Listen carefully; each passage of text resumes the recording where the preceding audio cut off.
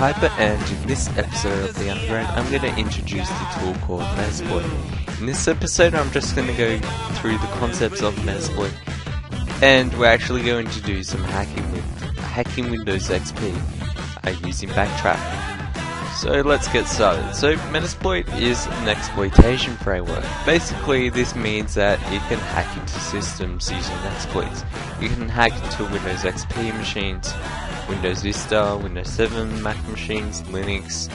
I even saw a guy using Metasploit to actually hack into an iPhone, so you can do a whole array of stuff with this tool. And it's really great. It's one of my favorite hacking tools and can do so much stuff. So that's basically what I'll be covering in the next couple of tutorials. I'll be talking about this tool and the different exploits you can use for different systems and that sort of thing. It's maintained and owned by Rapid7. It is an open source product for the free version, but there's also commercial versions which have features like reporting only really professional penetration testers would need. So it has a lot of different features and it can do a whole array of stuff. It's really great and I love it. So basically what you're seeing here is the layout of Metasploit. Down here you can see modules. We have payloads, exploits, encoders, knobs, and auxiliary. This goes into MSF base, which connects to plugins, and this is basically scripts that you can write yourself to interact with this network, this framework. You also have MSF core and Rex, and we have tools such as MSF payload, which you can generate binaries which actually, once it's run, actually attack the computer and allow the computer to connect to another computer, say across the internet, and so therefore you can gain control of that computer.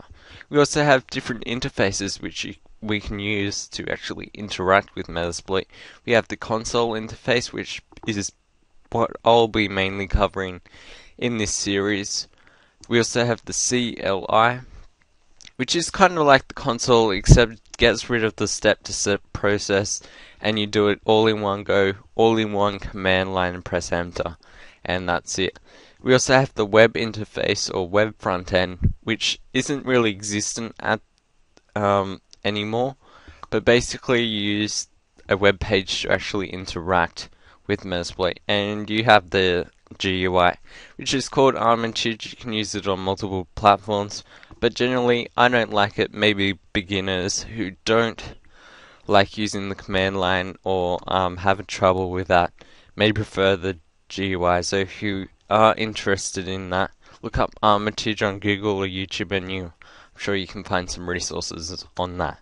But I won't be covering that. As I said, I'll be covering the console. It is the most maintained and supported. So you may have heard me say the word exploit, and you may not know what exploit is. Well, exploit is just an attack into some software system or just generally anything involving with the system that allows you to execute or send something into that computer which you shouldn't be able to do. In simple terms, it's a hole in software which allows us to put code in there and execute it. So basically what we're actually doing when we're hacking is we're searching for holes in systems that allow us to get in, and what we're actually doing is executing commands or running programs and that sort of thing. So this is called a payload when we actually exploit the system and then we run something. That is called a payload. Now a payload is just what you do after you exploit a system.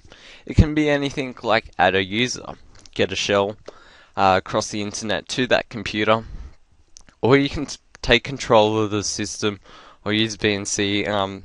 In this tutorial I'll just show you that there are a huge array of payloads that you can use. Once you exploit a system, you can do a whole range of things. So that's basically an overview of the simple concepts with Metasploit. Now we're going to get into the fun stuff, and whereby we're actually going to attack a Windows XP machine, which you should have set up in the last tutorial. If you haven't, go review how to start a hacker lab, and that'll detail all the information you require. So basically what I'm doing is I've launched up Backtrack in my VirtualBox, and I'm going to log in just as usual, and I'll start up X, and I'll also start my Windows XP machine at the same time. Alright, so the first thing you want to check is to make sure these computers can actually talk to each other. And you can do this by checking your network settings. Just right click those two computers, and you can see that I've attached a bridged adapter. Now in most cases you want to select bridged adapter. This basically says this is a host on the network, it gives it a new IP address, and generally you'll want that.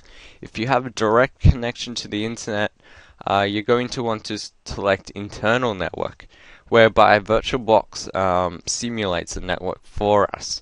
And make sure you have the right interface selected, so if you got Ethernet or wireless. And you'll need to make sure these settings are correct for both machines. And you can see it's bridged adapter and the same interface. Alright, now once you checked your network settings and they're configured properly, we need to actually make sure these machines can actually talk to each other. And we can do a simple test, and this test is called ping. Now this works with any server, any system, as long as it doesn't block pings. In general cases, this should work for most systems.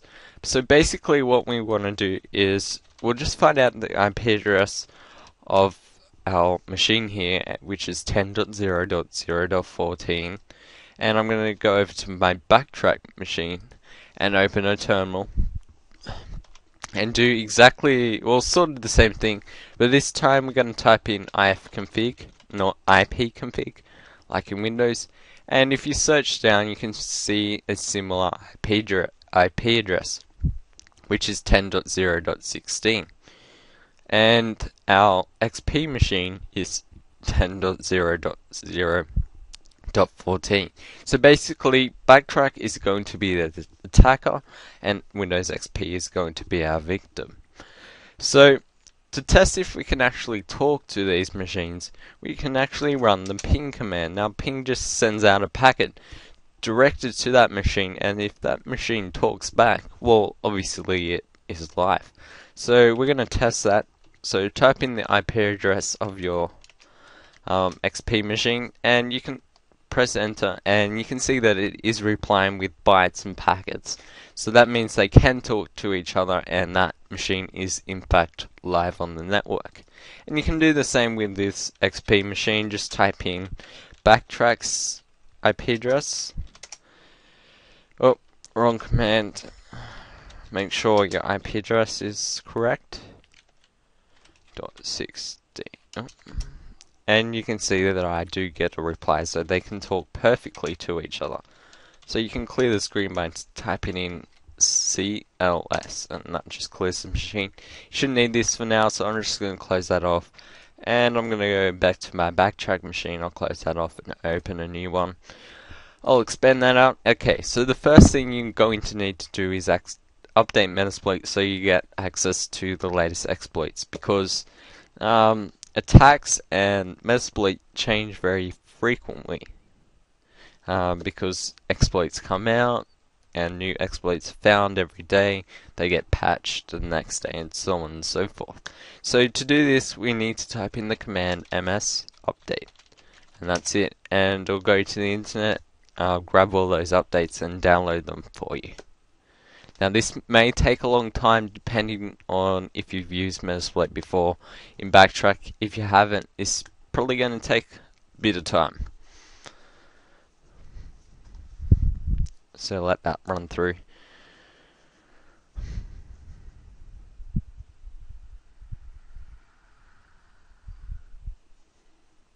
Alright, so once it's updated, I'm just going to clear the screen by typing in the command clear, and we're going to launch the Metasploit console interface. Now to do this, all we need to type is msf console. Press enter. And this does take a long time because it has to load all the auxiliary payloads and exploits up with it, so it does take a bit of time. Just be patient, it is doing something. And a little tip, you can see that it is actually doing something by having a look at these icons at the bottom. Now, if it has a green circle, it means it's reading. Red means it is actually writing. So this represents that the hard drive is actually reading. Alright, so once it's loaded, you'll get some sort of ASCII art, and I've got missile command. It's really, really awesome. It makes this tool look heaps elite and cool. So you'll get some sort of ASCII art. You may not get the same. Down here you can see what versions you're actually running, how many exploits have been loaded, auxiliary, payloads, encoders. Encoders are just basically camouflage for our payloads so they don't get detected by any viruses. And so you can see the last time you updated it, and that should say the date it currently is. So then you'll be presented with MSF, a Wonka, or a greater than sign. So what you need to do is actually choose an exploit to go and use. So we do this by typing in the use command, and we need to type exploit. But you don't need to type it all in, otherwise this tool would be very slow and it'd be very hard to remember all the commands. So to solve this problem, all we need to do is press the tab button or key, and that will go and complete it. Make sure you do have enough letters for it to actually narrow it down to one possibility and easily select that command. If you don't have enough characters, you can press tab twice and you'll get all the possible commands you can actually enter. So we typed in Windows exploit, and because we're choosing an exploit, then we're going to type in Windows / again use the tab command, and I'm going to select the DC PERPC / MSF0 and then 3 underscore 0260 underscore decom. So just type in some of that and just put tab and you should be able to get it. So press enter once you've got that, and you'll notice that our command here has now changed. We've got MSF, and we've got exploit, and we've got the MSF 03 underscore 026 underscore decom. Now this is a very powerful exploit as it doesn't require any interaction on the user side. You can just put an IP address in, and this works with unpatched Windows XP machines. So once you've actually loaded and chosen your exploit, what you need to do is configure the options. So we can view all the options that we need to configure by typing in the command show options. Press enter, and you'll see a bunch of options and some more text come up. Here you can see the first option we've got, rhost. And is it required? Yes, it is. And it basically says the target address. Now in here you'd put the IP address of the Windows XP machine.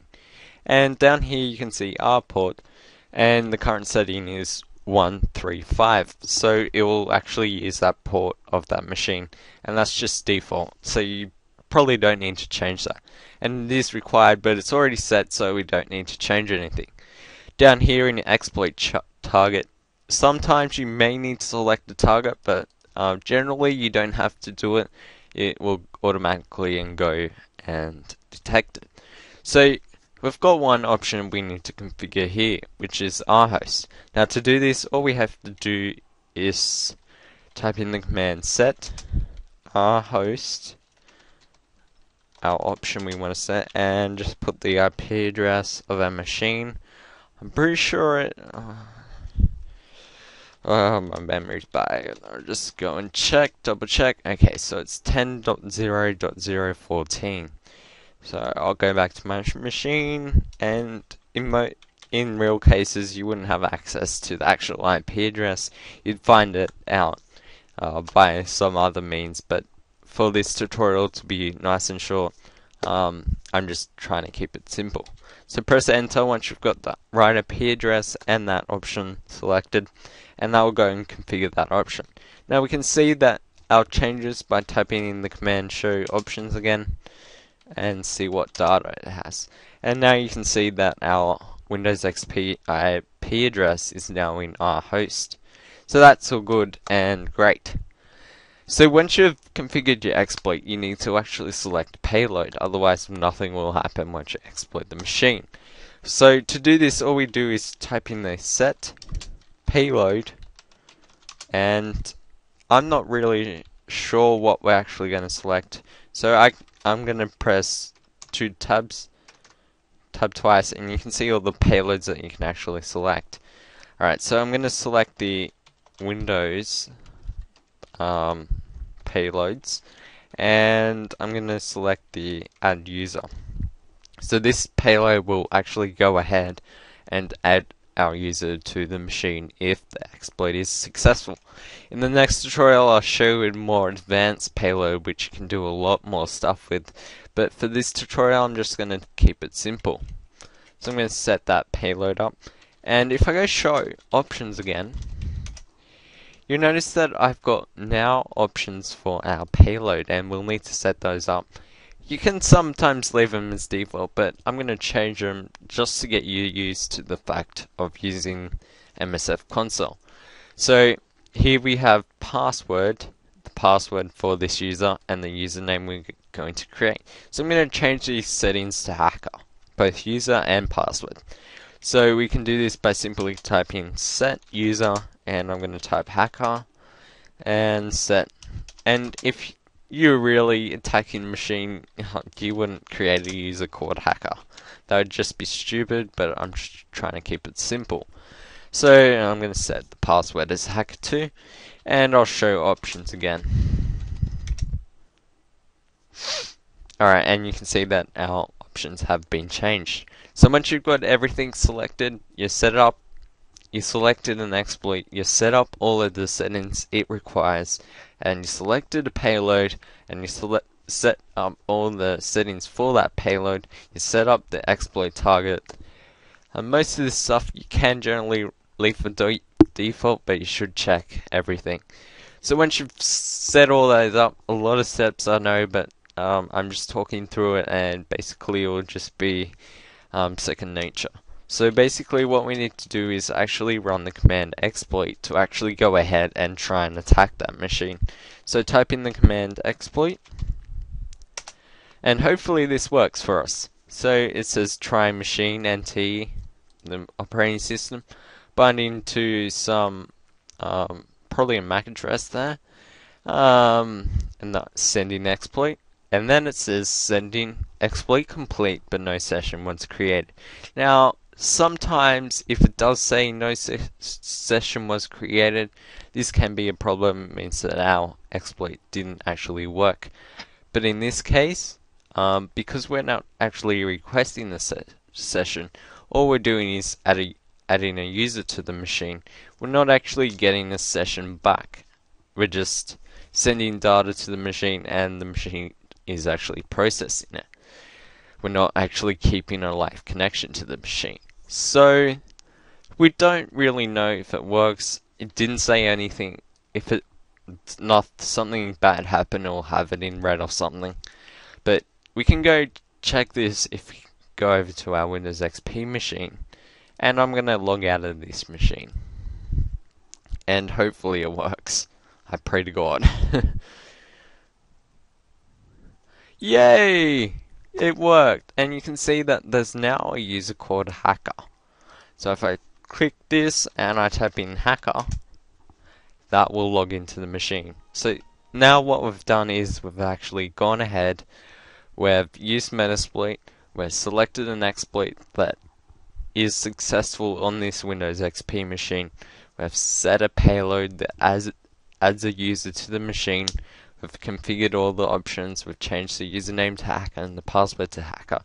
We've actually executed that exploit and tried to attack the machine, and it was successful, and we got a successful result. So that's all good, and that's it for today's tutorial. I hope you enjoyed it, and please leave any comments, likes or dislikes, and please remember to subscribe.